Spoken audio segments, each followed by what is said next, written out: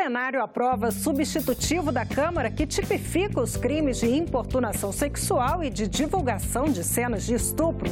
Comissão de Assuntos Econômicos aprova projeto que dispensa a quitação de tributos para recuperação judicial de empresas. E no segundo episódio da série Segurança Pública, a relação entre pobreza, desigualdade social e violência.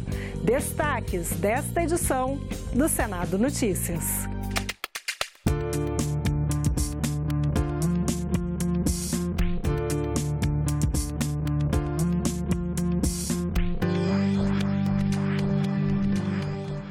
Olá! 4 projetos e uma medida provisória estavam na pauta de votações no primeiro dia de esforço concentrado desta semana. Um dos projetos aprovados tipifica os crimes de importunação sexual e de divulgação de cenas de estupro. Os senadores aprovaram a medida provisória que trancava a pauta do plenário. Ela prorroga contratos temporários de pessoal em 3 ministérios. Por tempo determinado, Ministério da Cultura, do Desenvolvimento Social e do Ministério da Ciência, Tecnologia, Inovação e Comunicações. Em seguida, o plenário aprovou a proposta da Câmara que padroniza a identidade visual do Sistema Único de Assistência Social. Qualquer casa que tiver o símbolo do SUAS, qualquer família vulnerável que vai pedir um cadastro para poder conseguir um emprego ou quer se inscrever no Bolsa Família, num programa social, mesmo de habitação, vai saber pelo símbolo que aquela casa atende, através da sua equipe, o Sistema Único de Assistência Social. Os senadores também aprovaram a criação da Política Nacional de Incentivo à Produção de Cacau de Qualidade. O objetivo é estimular a produção e a comercialização do produto a partir de parâmetros definidos pelo poder público. Outra proposta aprovada garante o ensino a crianças internadas em hospital por mais de 90 dias. E no dia em que a Lei Maria da Penha completa 12 anos, o plenário aprovou ainda a tipificação para o crime de importunação sexual, criando um tipo penal de gravidade média para os casos em que o agressor não comete tecnicamente estupro, mas também não deve ser enquadrado em uma mera contravenção. Transformar em crime diversas situações que, apesar de profundamente vexatórias, agressivas e violentas, estavam enquadradas em meras contravenções penais. É um crime de importunação, é cadeia, tem anos de cadeia, e isso mostra que a seriedade do que aconteceu é muito, muito grave e agora é correspondida em termos da punição. O Senado deve realizar 2 semanas de esforço concentrado neste mês e uma terceira em setembro, antes das eleições de outubro. Empresas que desejam pedir recuperação judicial poderão ser dispensadas de apresentar documentos de quitação de tributos. A matéria foi aprovada pela Comissão de Assuntos Econômicos e segue para a Comissão de Constituição e Justiça. A preocupação dos senadores da Comissão de Assuntos Econômicos é com o aumento no número de empresas que estão falindo. Segundo dados do Serasa Experian, de janeiro a março deste ano, foram feitos 385 pedidos de recuperações judiciais, um aumento de 19,6% em relação ao mesmo período de 2017. A recuperação judicial é a reorganização econômica, administrativa e financeira das empresas, feita com a intermediação da Justiça. Mas só as empresas que quitarem todos os débitos tributários têm acesso à recuperação judicial. O projeto aprovado pela Comissão de Assuntos Econômicos revoga essa exigência prevista tanto no Código Tributário Nacional como na Lei de Falências. Mas essas dívidas ficam apenas suspensas. Assim que a empresa se recuperar, terá que pagá-las. A empresa, a hora que ela estiver se recuperando, ela vai pagar, né, esses débitos também. É lógico que não entra, não há prescrição desses débitos, e sim uma possibilidade deles poderem fazer, encaminhar o seu registro, o pedido de recuperação judicial sem que esses débitos sejam quitados, porque elas não têm condições de quitar. São empresas que não têm condições de pagar as suas dívidas, não têm condições de quitar esses débitos e precisam entrar em recuperação judicial para que elas possam se recuperar e voltar a gerar emprego, gerar renda e pagar, inclusive, as suas dívidas. A Comissão Mista de Mudanças Climáticas discutiu os avanços do Brasil no cumprimento das metas internacionais de redução do aquecimento global. Os parlamentares também debateram a expectativa para a COP24, a 24ª Conferência das Partes da Organização das Nações Unidas, que vai ser realizada na Polônia no final deste ano. O Acordo de Paris, firmado em dezembro de 2015, estabelece mecanismos para que os países limitem as emissões de poluentes com o objetivo de conter o aumento da temperatura global. O acordo foi assinado durante a COP21 e, desde então, sua implementação é amplamente discutida nas conferências climáticas internacionais. Um dos compromissos do Brasil é cortar 37% das emissões de gases de efeito estufa até 2025. Durante a audiência na comissão, o representante do Ministério do Meio Ambiente afirmou que o Brasil vem cumprindo sua parte no Acordo de Paris e destacou que a principal mensagem a ser levada pelo governo brasileiro na COP24 este ano é que o meio ambiente e desenvolvimento não são rivais. Da mesma forma que nós tivemos, num período desde 2004, uma redução do desmatamento na Amazônia de 75%, nós tivemos um incremento da produção agrícola em níveis recordes e uma inclusão social nesse período também bastante significativa.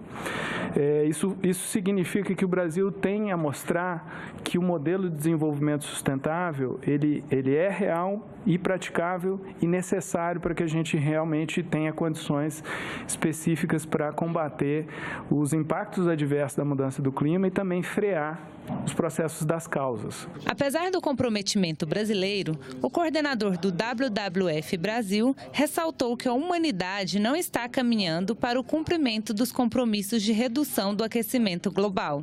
A gente está em um cenário mais otimista do aumento médio de 2,7 graus na temperatura média da Terra. Esses são níveis super catastróficos do ponto de vista de impacto das mudanças climáticas em todos os setores, tá? E atualmente a gente já está no 4º ano de pico de temperatura, né, que a gente já está chegando em um aumento de 1,2 graus Celsius na temperatura da Terra, tá? Sendo que o objetivo do Acordo de Paris primeiro é o quê? 1,5. Os debatedores ponderaram que o financiamento internacional é importante para que os países em desenvolvimento atinjam suas metas de sustentabilidade. O Brasil poderia fazer mais e ser mais ambicioso com um financiamento adequado que seja estável também e previsível, e vários países em desenvolvimento possivelmente não conseguirão alcançar seus objetivos da contribuição nacionalmente determinada sem esse tipo de financiamento. O representante do Ministério da Agricultura destacou a expectativa do setor agrícola para a COP24. Continuem considerando as questões relacionadas à agricultura, principalmente no aspecto de vulnerabilidade do setor agrícola, às mudanças do clima e aqueles aspectos para lidar com a segurança alimentar também. O tema é polêmico e está em debate na Comissão de Assuntos Sociais. Estamos falando do semeio, cultivo e colheita da maconha para uso pessoal terapêutico. Uma audiência pública reuniu especialistas que fizeram uma avaliação do projeto de lei do Senado 514 de 2017. E você vai acompanhar esse encontro no programa Em Discussão. Olá. Para muita gente, maconha é caso de polícia, mas a discussão no Senado traz a planta para a luz da ciência. É isso mesmo, estamos falando do cultivo para fins terapêuticos, para o tratamento de doenças. Já temos evidências suficientes para dizer que é remédio para essas doenças, né? Ou para estas situações. Náusea causada pela quimioterapia, falta de apetite, dor crônica, dor de origem neurológica, neuropática, por lesão neurológica. Eu fui a primeira família brasileira a ter autorização para plantar maconha e fazer o remédio da minha filha em casa. A cannabis tem uma diversidade de possibilidades de produtos, não é simplesmente só a flor. Então existem cápsulas, óleos, extratos, diferentes teores, diferentes composição, diferentes formas de administração. Se eu fosse resumir para que serve o sistema endocannabinoide no nosso organismo, ele serve para essas 5 funções: relaxar, comer, dormir, esquecer e proteger. Eu planto no quintal da minha casa, está nesse óleo, nesse vidrinho, onde a minha filha toma 12 gotas 2 vezes ao dia, que tirou ela do risco de morte. É isso. o cultivo da maconha para fins medicinais, mães que querem a regulamentação para sair da clandestinidade e os pesquisadores querem liberdade para estudar a planta. Com um número de homicídios maior do que muitos países em guerra, o Brasil discute o que fazer diante da escalada do crime. O segundo episódio da série Segurança Pública fala da relação entre pobreza, desigualdade social e violência. Muitos fatores contribuem para a sensação de insegurança da população. De cada 10 pessoas que ouvimos, 7 revelaram terem sido vítimas de assalto ou outro tipo de violência. Isso mudou os hábitos de vida, inclusive a hora e o trajeto por onde circular, sempre de olho no imprevisível. Nós precisamos escolher, o tempo inteiro escolher o lugar por onde a gente anda. Eu tava chegando na esquina da minha casa e eu fui assaltado. Só que, no outro dia, porque na favela tem uma lei, né? Você assaltado dentro da quebrada é meio desrespeitoso. Aí o cara me devolveu no outro dia, porque ele achou que eu não era, né? Da quebrada e tal. Qual o cenário diante da nossa juventude? Pobreza, desemprego, falta de oportunidades. Essa é a realidade comum às áreas de maior violência no Brasil. Ceilândia abriga um polo da universidade e, ao mesmo tempo, sofre com a fama de ser a cidade satélite mais pobre e perigosa do Distrito Federal. Mas é daqui que saiu este grupo para mostrar na França e na Alemanha que a educação pela arte pode ser um caminho vencedor.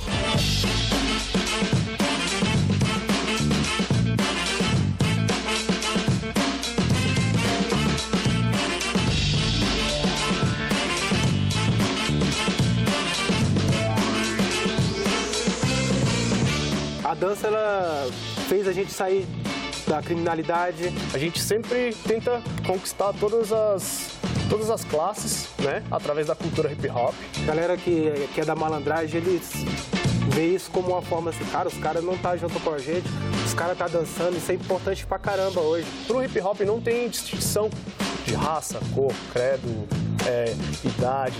Quem quer dançar breaking mesmo, não pode fumar, não pode beber, porque como é que você vai praticar um exercício que te dá muito poder de energia no corpo, fumando e bebendo?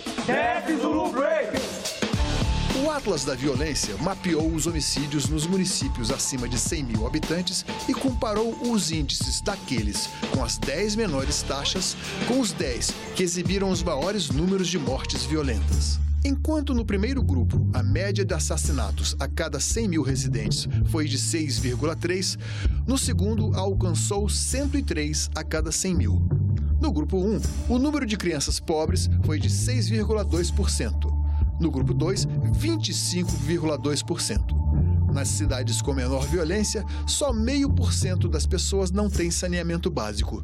Nas mais violentas, quase 6% vivem sem água e sem esgoto.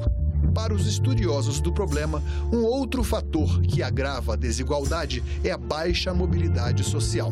Em outras palavras, quem nasceu pobre dificilmente deixará de ser pobre. A preocupação fundamental da mobilidade social, do estudo da mobilidade social, é responder à pergunta o quanto que a sociedade é ou não meritocrática, ou seja, o tanto que o que você consegue na sua vida resulta apenas do seu próprio esforço ou de características sobre as quais você não tem nenhum controle. Por exemplo, o lugar onde você nasceu, o seu sexo, a cor da sua pele. Ou seja, quando essas coisas influenciam no processo de mobilidade social, você tem desvantagens que são absolutamente injustas, porque essas são coisas que as pessoas não podem escolher e não podem mudar.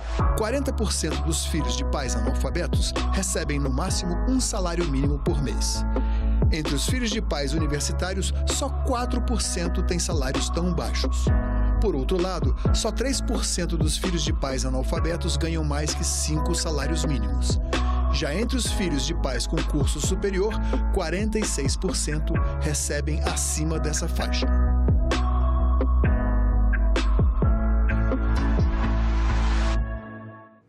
Antes Antes mesmo de chegar ao Senado, o projeto que faz mudanças nas regras de registro, comercialização e uso de agrotóxicos no país já provoca polêmica. O pesquisador da empresa brasileira de pesquisa agropecuária, a Embrapa, Marcelo Morandi, conversa sobre o assunto com a jornalista Tânia Horman. Doutor Marcelo, eu queria aproveitar a sua presença aqui conosco para começar falando um pouco do que ficou conhecido como pele do veneno, né? Matéria que saiu do Senado, que já foi para a Câmara e fatalmente voltará para cá, mas sofreu muita mudança na Câmara dos Deputados. O argumento de que esse projeto de lei é importante porque ele combate um problema da burocracia brasileira, justifica uma alteração tão grande na mudança da lei? Sim, não só porque ele traz mudança na redução da burocracia, ele traz avanços também no próprio processo em si, que é uma harmonização com o que é feito em outros países, que é principalmente a análise de risco. A análise de risco ela é um elemento fundamental quando a gente está falando de produtos como esse. São produtos altamente regulados no mundo inteiro, eles passam por uma análise que envolve tanto o uso agrícola, quanto a questão de saúde humana, quanto a questão de meio ambiente. E a análise de risco é o que se tem de melhor em termos científicos, em termos de conhecimento e em termos de base para a tomada de decisão na regulação desses produtos. Então, a legislação traz esse avanço no sentido não só de reduzir a burocracia, mas de trazer um elemento novo realmente de melhorar o processo de análise. De avaliar melhor. De avaliar melhor. E os responsáveis por essas análises têm estrutura de trabalho para isso? No Brasil, nós temos um processo regulatório que deveria ter uma melhor estrutura em termos de ter mais gente.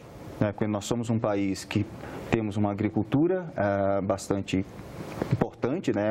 É uma atividade econômica extremamente importante. Nós temos relativamente poucas pessoas, tanto no Ministério da Agricultura, quanto na Anvisa, quanto no IBAMA, envolvidas nesse processo. Mas, então, é necessário realmente a gente recompor essas equipes, trazer mais gente capacitada e gente capacitada naquilo que a gente tem de melhor em termos de metodologia para se fazer essa análise. A questão da licença temporária, ela é preocupante? Essa é uma questão que realmente precisa ser pensada com bastante cuidado. A atual legislação, ela dá 120 dias para uma análise de um produto.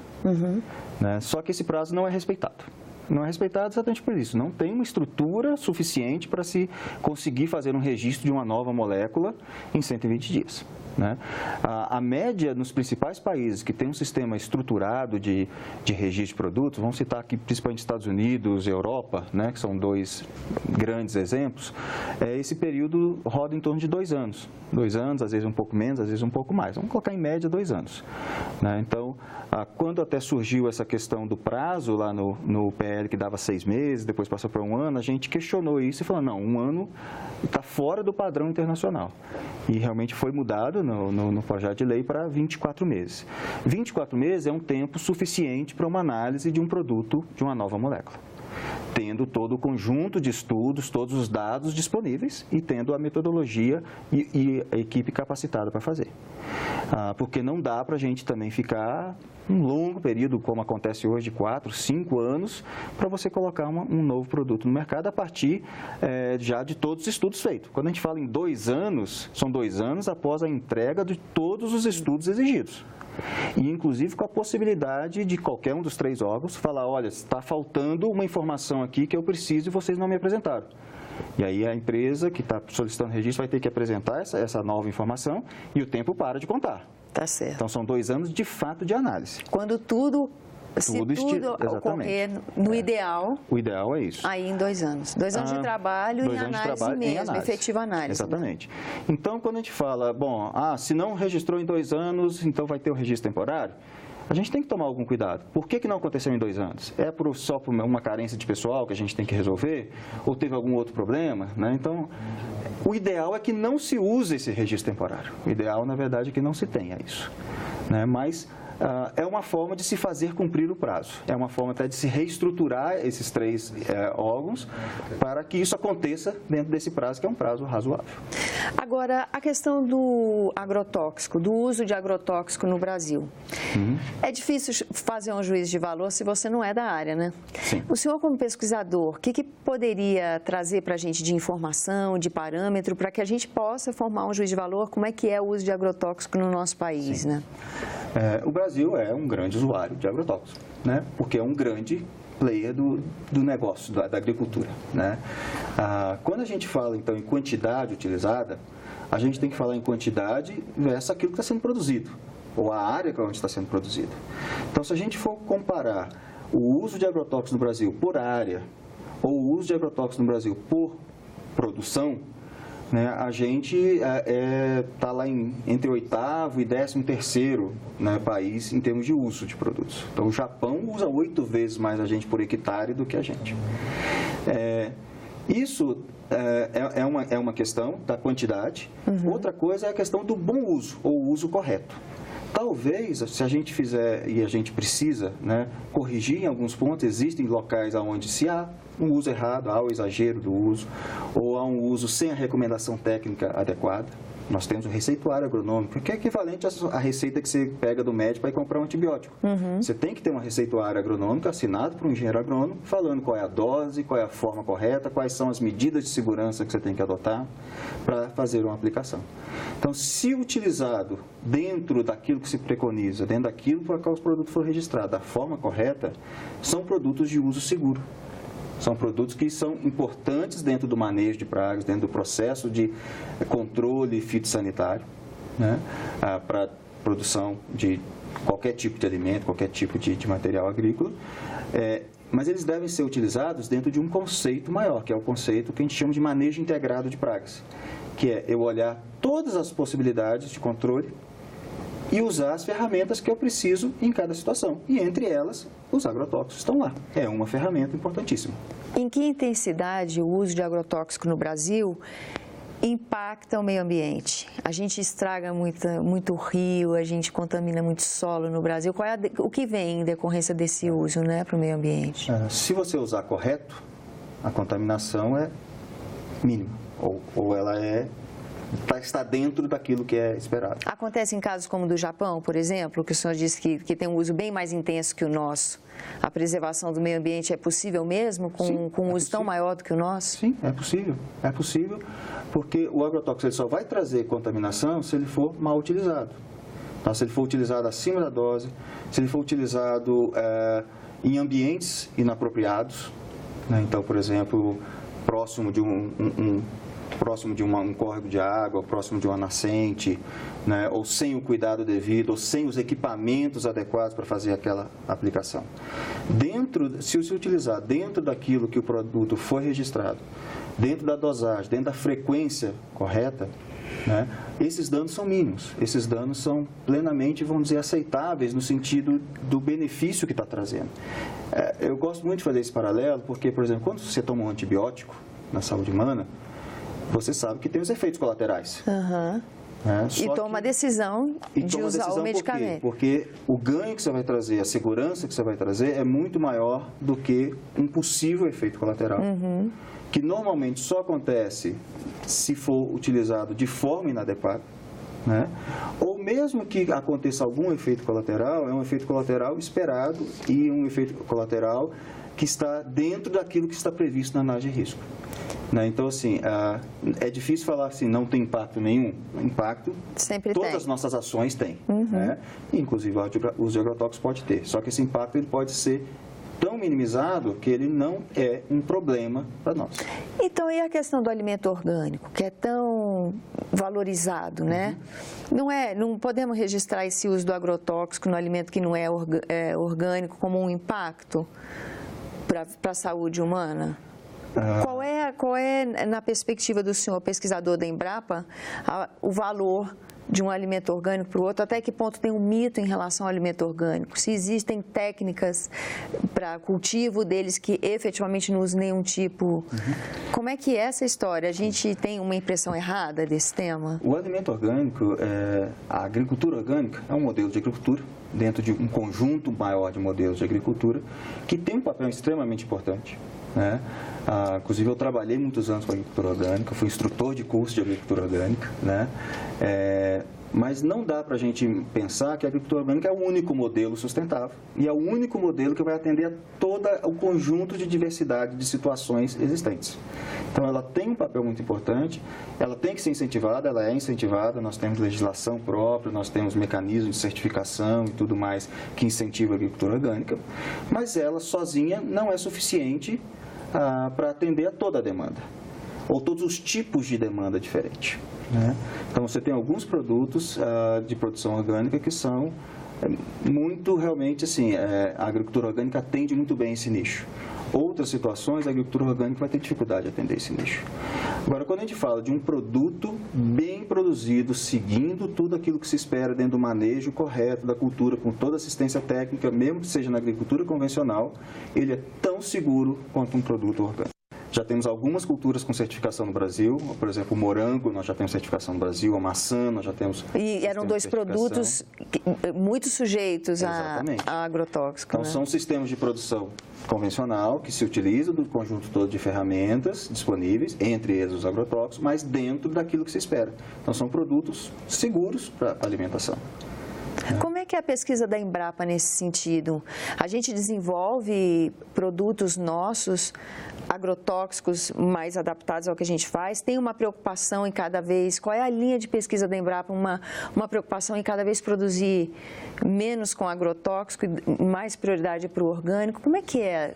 Como são esses critérios das pesquisas? As pesquisas, né, na tecnologia agropecuária, elas sempre trabalham com o conceito de que como que eu posso produzir melhor, como que eu posso produzir com sustentabilidade.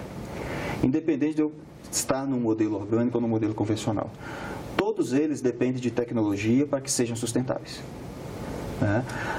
Então, nós sempre trabalhamos no conceito de quais são as melhores práticas para que eu precise usar o mínimo possível de insumos, não só agrotóxicos, de outros insumos também.